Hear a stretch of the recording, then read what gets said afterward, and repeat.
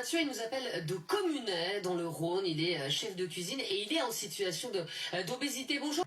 Quand j'entends dire une personne, on choisit d'être obèse, il y a des gens qui choisissent d'être obèses, mais franchement, j'ai les poils, il faut 15 cm, ça me rend dingue d'entendre des conneries pareilles.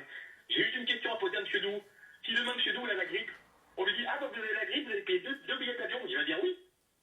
Non, mais je vais faire en sorte de me soigner mais pourquoi t'es mal compris? En fait, je dis pas que tous les obèses, évidemment, veulent être obèses. J'ai envie d'être obèse, il n'y en a aucun, j'en connais aucun. Moi, personnellement, M. Doux, je suis passé de 78 kg à 171 kg. Aujourd'hui, je fais 142 kg. Je suis quelqu'un, j'ai de la volonté, je me suis toujours battu.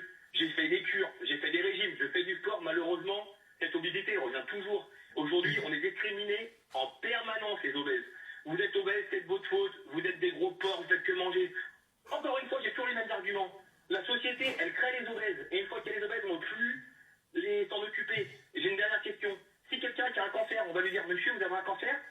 on va vous faire payer plus cher l'avion. On choisit les maladies. Mais c'est des conneries. Alors bien sûr, ce sont des compagnies aériennes privées, sauf qu'aujourd'hui, la population elle tend à grossir. Moi, aujourd'hui, quand je suis obèse, quand je suis vraiment énorme, je prends plus l'avion parce que de mon moi-même, je le prends plus parce que je suis encastré dans mon siège. Et je comprends les personnes qui sont à côté de moi que ce ne soit pas agréable.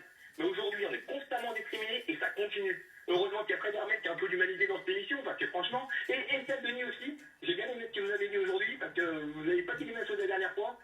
Mais j'évolue, Mathieu. Et franchement, ça me fait vraiment plaisir parce que c'est un combat de chaque jour. Moi, je vous dis, hein, je suis resté 3 ans, je faisais 80 kilos. J'étais normal aux yeux de la société. Et quand j'ai regrossi, je sens le regard des gens. Mais encore une fois, ce n'est pas un choix, c'est une maladie. Et je vois pas pourquoi on ferait payer nos maladies. Déjà, ce que disait Karine, alors bien sûr, déjà, quand on est plus gros, on paye nos vêtements plus cher parce qu'il nous faut des jeans plus grands, tout ça. Donc déjà, constamment, moi, demain, je paye déjà un billet j'ai vécu en Australie, par exemple. Je payais déjà mon billet aller-retour 2000 €. Bah, à l'époque, c'était moins gros. Et aujourd'hui, si je veux aller en Australie, je paye mon billet 4000 €. Mais franchement, on devient dingue. On devient dingue. Mais Mathieu, vous arrivez quand même à voyager, Mathieu, ou pas du tout? Moi, je vous dis, je voyage. Moi, personnellement, j'ai fait 42 pays, donc je voyageais énormément. Okay. Sauf que au-dessus de 140 kilos, jusqu'à 140 kilos, ça allait dans l'avion. Je suis encastré dans mon siège, et on me donne 5 heures. Ça rentrait, quoi. Ça va. Par contre, vu que je n'ai pas 140 kilos, j'ai voyagé il n'y a pas longtemps, je faisais 160 kilos. Donc heureusement pour moi, il y a personne à côté. Il y avait mon petit frère à côté de moi. Et je m'en voulais parce que c'est vrai que je prenais de son siège. Sauf que moi, j'ai passé 12 heures avec les accoudoirs dans le ventre. Franchement, c'est pas grave du tout. Encore une fois, comme j'avais dit la dernière fois, c'est des compagnies aériennes, ils pourraient faire quelques sièges pour les obèses. On parle pas d'en faire 50. Les obèses ou les gens grands d'ailleurs. En fait, même, c'est tout bête, mais aujourd'hui, dans les trains, dans les bus, vous avez des places pour personnes handicapées. Et en fait, c'est des places qui sont plus larges et qui sont réservées. Et en fait, dans les avions, ils pourraient faire des places. Ça existe déjà en tant que. Enfin, moi, je fais un mais ça n'existe pas en avion.